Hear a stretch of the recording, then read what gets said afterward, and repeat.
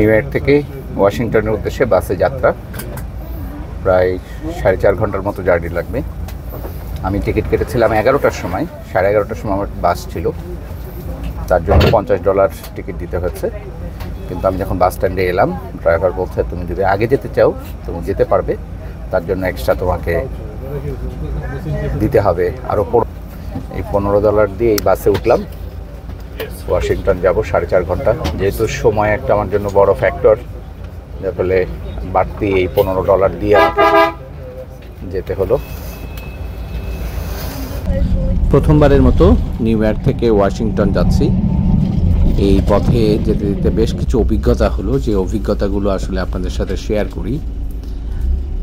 গাড়ি স্লো চলছে, 4.5 ঘন্টার মধ্যে আমরা পৌঁছেছি, কিন্তু তারপরে হঠাৎ করে ওয়াশিংটনের কাছাকাছি যেতেই, কাছাকাছি বলতেও হয়তো 3 ভাগের 2 ভাগ রাস্তা যাওয়ার পরে এরকম হঠাৎ করে গাড়ি স্লো হয়ে গেল।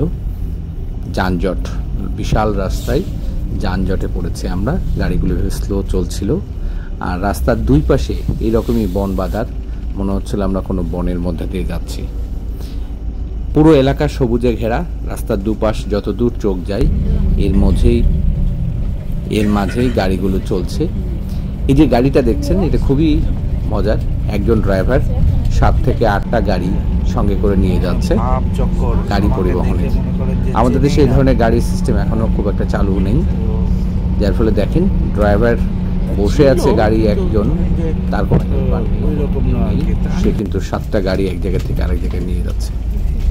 পথের মধ্যে যেখানে বিরতি দিয়েছিল, সেই বিরতির যে জায়গাটা সেটাও খুবই মজার। এখানে সে গাড়িটা থামলো, বিশাল সেই গাড়িতে প্রায় আমরা 40 জনের মতো ভলভো গাড়িতে বসলাম। পুরো গাড়িটাতে মাত্র একজন গাড়ি চালক ছাড়া দ্বিতীয় কোনো ব্যক্তি নেই।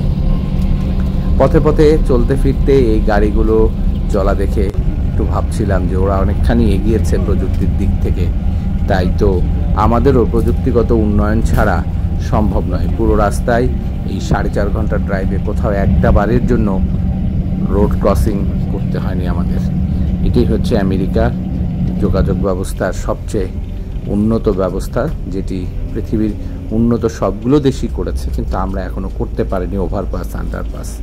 বলছিলাম এই বন বাজারের কথা, এরকম ঘন গভীর বনের মধ্যে দিয়ে আমাদের রাস্তা যাচ্ছে। আসলে বন নয়, রাস্তার পাশে লাগানো হচ্ছে এরকম গাছগাছালি, এবং সেগুলো পরিচর্যা করা হয় বলেই সেগুলো ভালোভাবে টিকে থাকে, যেটা আমাদের এখানে খুব একটা আগ্রহ দেখি না। আমাদের দেশে রাস্তাঘাটের পাশে গাছগাছালি যেন কাটতে পারলেই উন্নয়ন হয়, গাছ দেখলেই যেন তাদের কাটার জন্য হাত নিষ্পিস করে।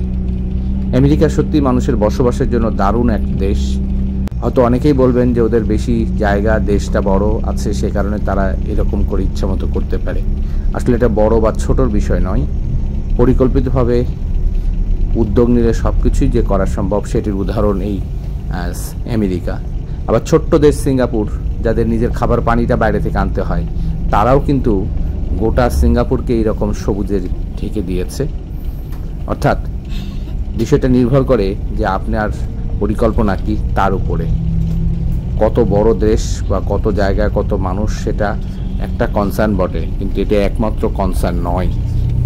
এই জিনিসটি আসলে আমরা ভুলে যাই সব সময়।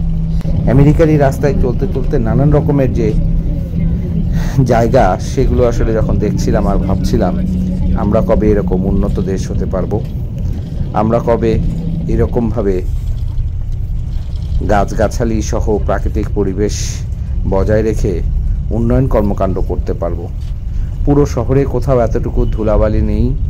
দীর্ঘ এই যাত্রায় গাড়ি চলছে, কোনো হর্ন বাজছে না, যে যার মতো করে চলছে। রাস্তার পাশে অফিস আদালত, বাড়ি ঘর, দোকানপাট সব কিছুই কি সুন্দরভাবে সাজানো গোছানো।